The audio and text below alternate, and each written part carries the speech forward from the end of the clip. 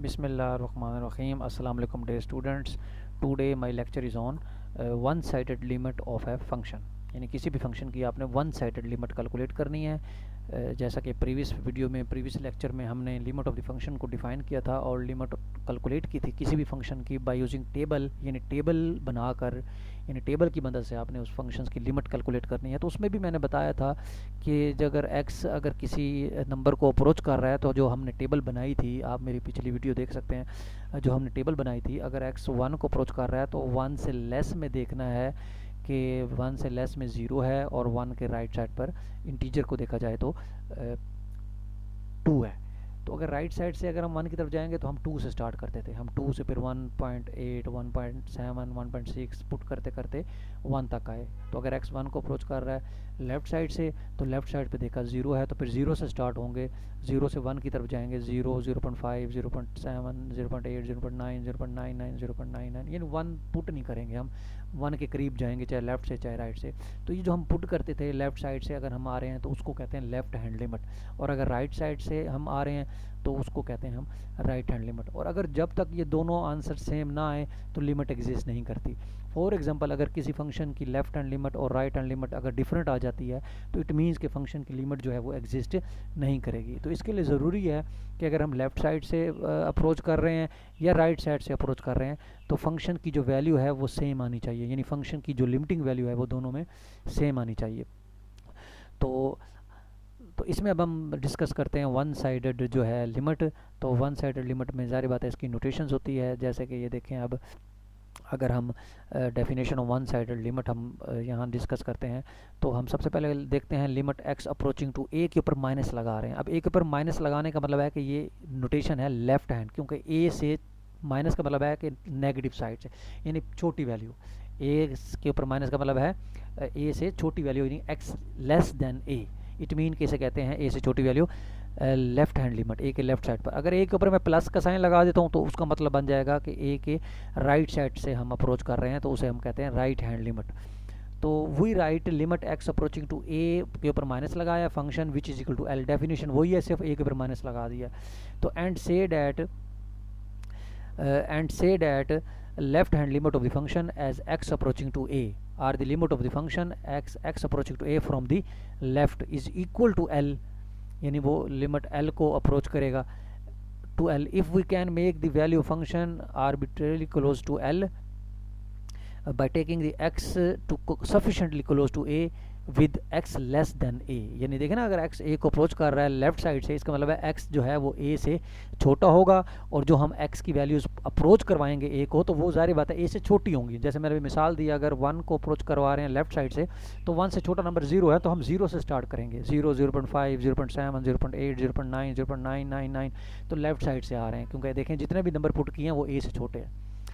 तो इसे हम कहते हैं लेफ्ट हैंड लिमिट। और इसी तरीके से अगर हम राइट साइड से अप्रोच करवाएंगे तो उसी तरीके से डेफिनेशन हो जाएगी, यहाँ आ जाएगा a के ऊपर प्लस एफ एक्स एल, तो and set the right hand limit of the function as x approaching to a, तो वो इक्वल टू l होगा, और वैल्यू ऑफ द फंक्शन जो है वो क्लोज टू l होगी by taking x is sufficiently close to a with x greater than a, यानी यहाँ x ग्रेटर देन आ जाएगा, लेस की जगह क्या आ जाएगा, ग्रेटर देन आ गया। देखें ये नीचे उन्होंने डिफाइन किया है, ठीक हो गया। नोटेशन ए के ऊपर प्लस लगाना means that we consider only x greater than है।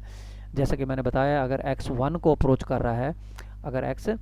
1 को अप्रोच कर रहा है तो इसका मतलब यह है कि अगर राइट साइड से आ रहे हैं तो हम 2 से स्टार्ट होंगे, 2 1.9 1.8 1.7 1.5 1.2 1.1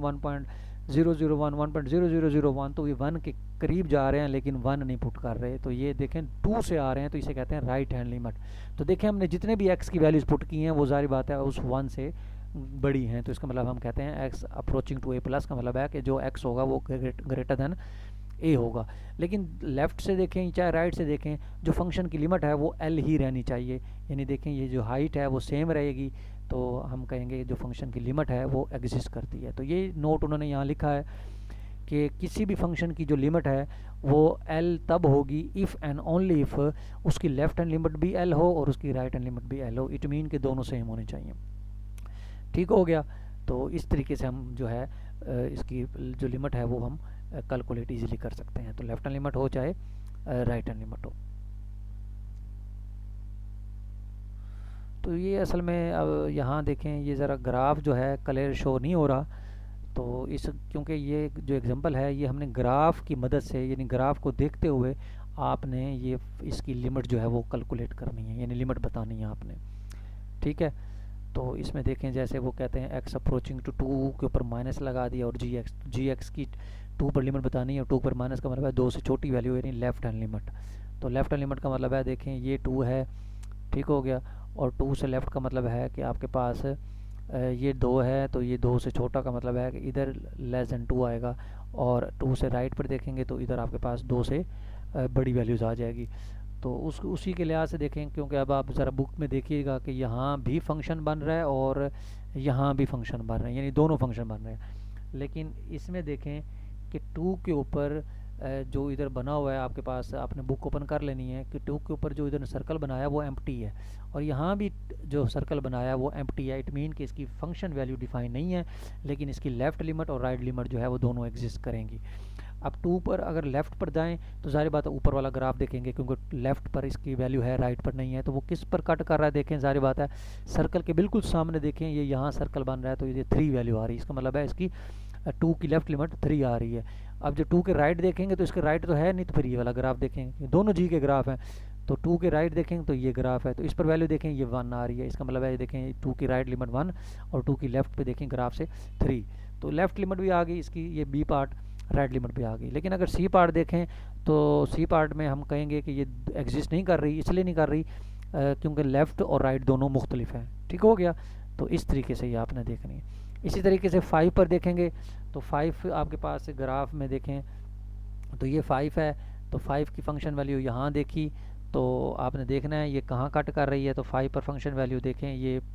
1 2 3 यानी 2 के करस्पॉन्डिंग है, ये देखें ये 1 ये 3 1 2 1 और ये 2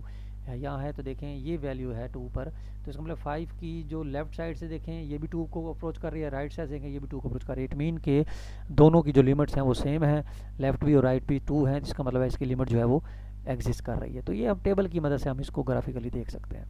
मतलब ग्राफ की मदद से आप उसकी लेफ़्ट लिमिट और राइट लिमिट इजीली देख सकते हैं। अगर आपके पास कोई फंक्शन पीस वाइज दिया हुआ है तो आप उस फंक्शन से भी आप लेफ़्ट लिमिट और राइट लिमिट जो है वो कैलकुलेट कर सकते हैं इजीली। ये डेफिनेशन के मुताबिक है कि अगर x 2 से छोटा होगा, यानी जहाँ ये पीस वाइज में देखेंगे अगर फ़र्ज़ किया 2 को अप्रोच करा रहे हैं नेगेटिव साइड से, तो देखना है आपने कि x लेस देन 2 कहाँ है, क्योंकि अगर लेस देन है तो इसका मतलब है वो लेफ़्ट लिमिट वहाँ से कैलकुलेट होगी, और जहाँ x ग्रेटर देन 2 होगा तो वहाँ से राइट लिमिट होगी, क्योंकि डेफिनेशन के अंदर है कि अगर x a प्लस को अप्रोच कर रहा है it mean x greater than a, अगर x अप्रोच कर रहा है a माइनस को it mean x less than a। ठीक है, इसी तरीके से आप क्वेश्चन जो है इसके देख सकते हैं।